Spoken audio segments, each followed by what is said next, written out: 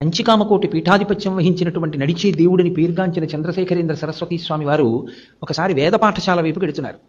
పిల్లలందరూ పెద్దగా అరుచుకుంటూ మాట్లాడుకుంటూ ఆడుకుంటున్నారు. ఆయన ఇద్దరు పిల్లల్ని దగ్గరికి పిలిచి, ఎరా మీరు ఇలా ఆడుకుంటున్నారు, మీకు పాఠం చెప్పవలసినటువంటి ఉపాధ్యాయుడు రాలేదా, మీ గురువుగారు రాలేదా అని అడిగారు. ఒక పిల్లాడు అన్నాడు, గురువుగారు రాలేదండి ఇంకా అన్నాడు. రెండో పిల్లాడు అన్నాడు, మా గురువుగారు వచ్చి పాఠం చెప్తున్నారండి, మేమే బయటకు వచ్చి ఆడుకుంటున్నాం. ఇప్పుడు పరమాచార్య స్వామి వారికి సంక్లిష్ట పరిస్థితి వచ్చింది. నిజంగా వీళ్ళ గురువుగారు వచ్చి పాఠం చెప్తున్నారా, గురువుగారు పాఠం చెప్తున్నా వీళ్ళే బయటకు వచ్చి ఆడుకుంటున్నారా, ఇద్దరితో ఎవరిది నిజం? ఆయన ఇద్దరిని తన వెంట రమ్మని, ఆయన సాక్షాత్తు పీఠాధిపతి, ఆయన వేద పాఠశాలలోకి వెళ్ళి అడిగారు, వీళ్ళ గురువుగారు వచ్చారా అని అడిగారు. రాలేదు అని చెప్పారు. చెప్తే ఆయన అన్నారు, ఎరా మీ గురువుగారు రాలేదు కదా, రాలేదన్న మాట రాలేదు అని వీడు నిజం చెప్పాడు.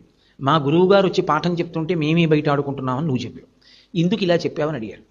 అయితే ఆ పిల్లవాడు అన్నాడు, శిష్యుడు తనకి అమర్యాద తెచ్చుకునైనా గురువుగారి యొక్క ప్రతిష్ట కాపాడాలి, గురువుగారంటే సాక్షాత్తు ఈశ్వరుడే అని మీరే ఒకనాడు అనుగ్రహ భాషణంలో చెప్పారు. మీ వంటి పెద్దల దగ్గర రోజు వేళకి వచ్చి పాఠం చెప్పే మా గురువుగారు ఏ కారణం చేతనో ఇవాళ రానంత మాత్రం చేత కూర్చుని చదువుకోకుండా బయటకు వచ్చి ఆడుకోవడం వల్ల మా గురువుగారు రాలేదన్న విషయం మీ దృష్టిలోకి వచ్చింది. ఆ పాపం నాది. ఇప్పుడు నేను మా గురువుగారు రాలేదు అని ఇంకొక మాట కూడా చెప్తే దాని వలన మా గురువుగారి మీద మీకు కోపం వస్తే నేను చాలా పాపం మూటకట్టుకున్నవాడిని అవుతాను. గురువుగారి ప్రతిష్ట నిలబెట్టడం కోసం ఈసారి ఆ పాపం నా మీద వేసుకున్నాను. గురు ప్రతిష్ట నిలబెట్టడం కోసమని చిన్న అబద్ధం ఆడినా అది అధర్మంలోకి రాదు అని మీరే చెప్పారు, కాబట్టి ఇప్పుడు నేను దోషం చేయలేదనుకుంటున్నాను అన్నాడు. గురువు అంటే ఏమిటో నీకు అర్థమైందిరా నిజంగా అన్నారు పరమాచార్య స్వామి.